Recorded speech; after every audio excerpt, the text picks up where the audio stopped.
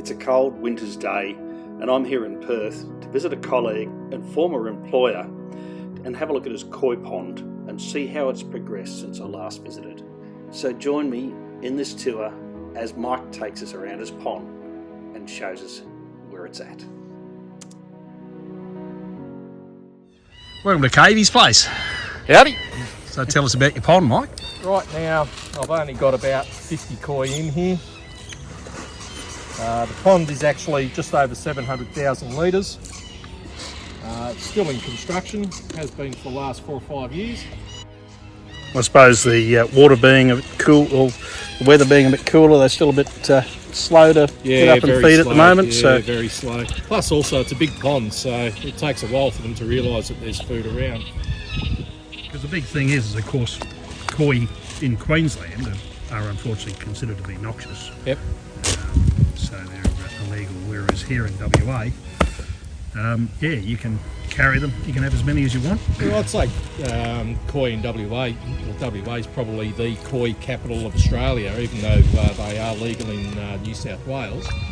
I would say per capita we've got much better bloodlines, and I think although New South Wales were probably ahead of us 15-20 years ago, since the demise of a couple of koi farms over there, particularly the Australian koi farm, WA's taken the lead. I'm sure there's a lot of New South Welshmen that will disagree with that, but anywho. This is a shower? That's a Teisho Senki. It's a white-based fish with red and black colouring. Yep. There are showers in here. There's, when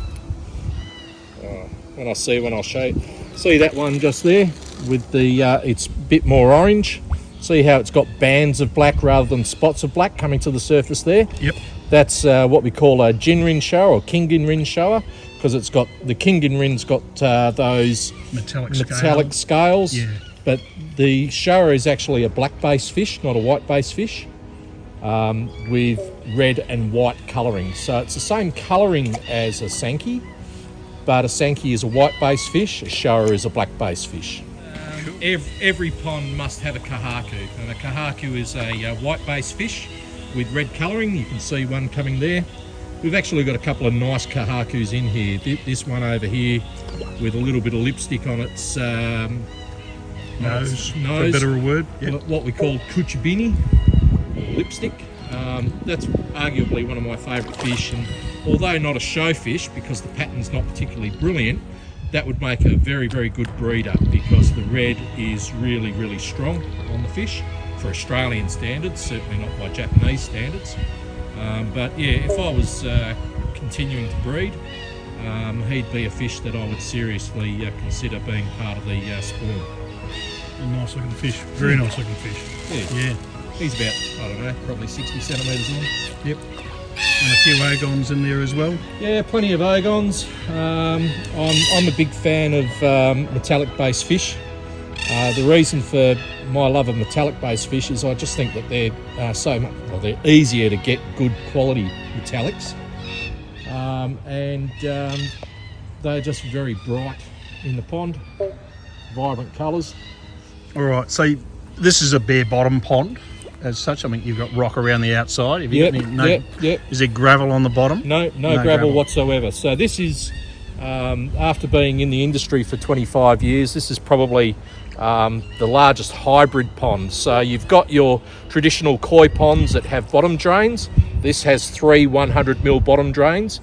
It's 2.5 metres deep, but it also has wetland filtration like what you see in the aquascape style of things. So I call it a hybrid pond. And I'll show you a couple of things about it. To start off with, I've got a skimmer. That's where all my fish food's going right now. Normally I feed the fish on the other end of the pond, so we don't have the skimmers. But that's a just settlement chamber and a pump, which is an Aquamax 30,000. That pumps into 2 Aquamax Biotech filters over here. So these are just 2 polishing filters, Biotech 30s, old school plasma filtration. That's flowing about 30,000 litres an hour. Well, the pump's 30,000 litres an hour. It's going probably 20,000 litres an hour with friction loss through those two. So that's pumped from that skimmer that you just saw into here. And that gravity feeds into this header pond, which is just a short-term waterfall for the time being, while I build my proper filtration system. So it's still in construction at the moment. Basically, we have a settlement chamber to your left. That gravity feeds from 3 100mm bottom drains at the bottom of the pond, which you can see the pipework there. Goes into a settlement chamber, fills up. That'll go into its first stage of filtration, then it will flow into its second stage of filtration, and then it'll be pumped out from here into a stream that I'll build and back into the pond. And the goal is to flow around about 100 to 120,000 litres an hour from this system. I think you might need a waterfall builder to come over and do that for you. Do you know a good one? Matter of fact. So yeah, they're 3 100mm pipes that have come out from the bottom of the pond. As you can see, still under construction. Power rocking piston air pump, which is actually in the shed right over there, about 50-60 metres away.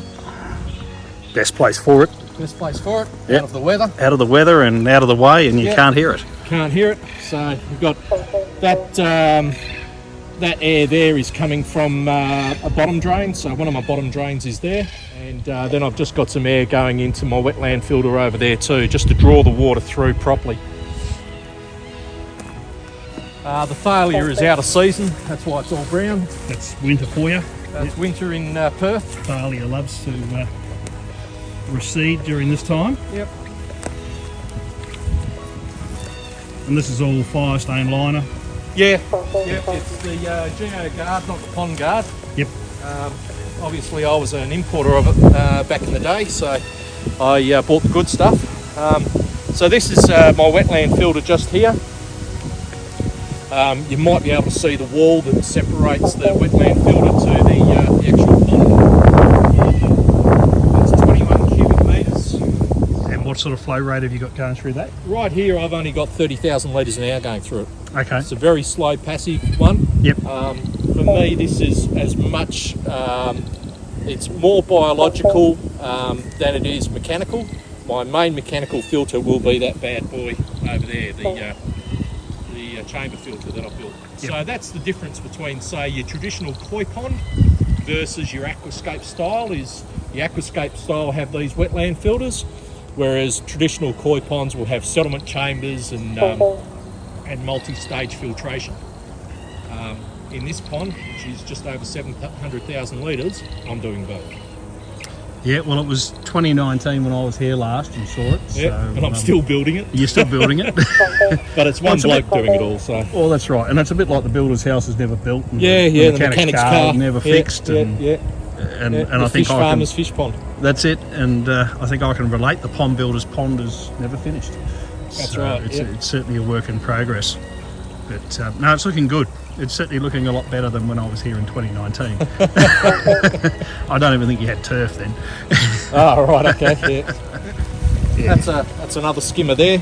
So that settlement chamber and skimmer, that flows through to the wetland filter. Okay. So the actual pond is 39 metres wide by 31 metres long, and at the deepest part where that air's coming up is 2.5 metres deep. Giving this estimated volume of just over 700,000 litres. Yeah, it's a little bit bigger than the one I just built. Yeah. That's great. No, fantastic. Thank you so much for showing us around. No worries. Yeah, cheers. Been an absolute honour.